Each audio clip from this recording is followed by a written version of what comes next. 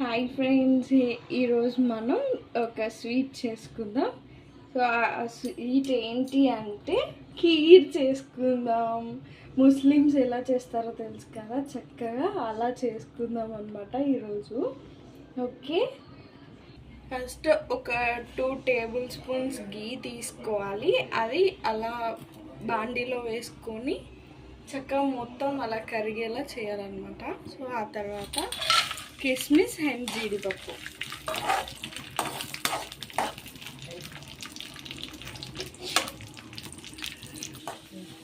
ఇప్పుడు ఇలా చక్కగా ఫ్రై అయిన డ్రై ఫ్రూట్స్ని తీసుకొని ఒక బౌల్లోకి తీసుకుందాం. ఇప్పుడు ఇవే నెయ్యిలో చక్కగా మనం తీసి పెట్టుకున్న కీర్ అనేది వేసుకొని రోస్ట్ చేసుకోవాలి.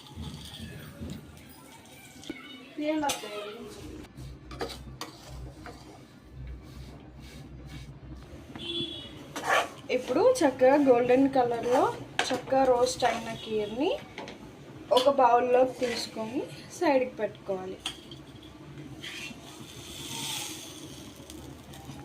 ఇప్పుడు అదే కడాయిలో ఒక గ్లాస్ పాలు పోసుకొని బాగా మరగనివ్వాలన్నమాట.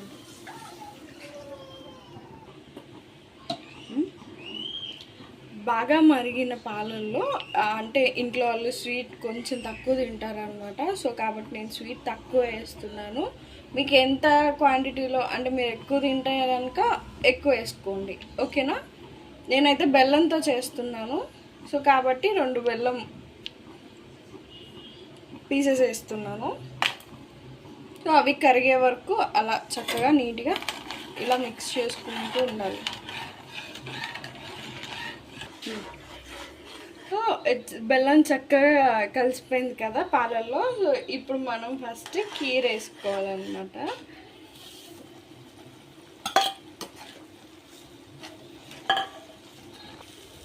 బాగా మిక్స్ చేస్తాం కదా పాలల్లో కీర్, కాబట్టి ఇప్పుడు మనం డ్రై ఫ్రూట్స్ని కూడా చక్కగా మిక్స్ చేసేసుకుందాం.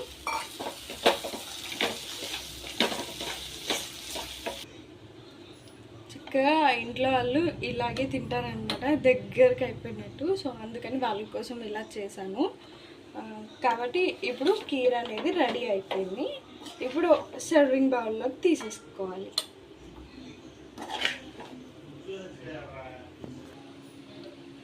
సో అయితే ఇప్పుడు మనం చక్కగా కీర్ అనేది రెడీ చేసేసుకున్నాం కదా, యమ్మీ యమ్మీగా టేస్టీగా చక్కగా తినేద్దాము.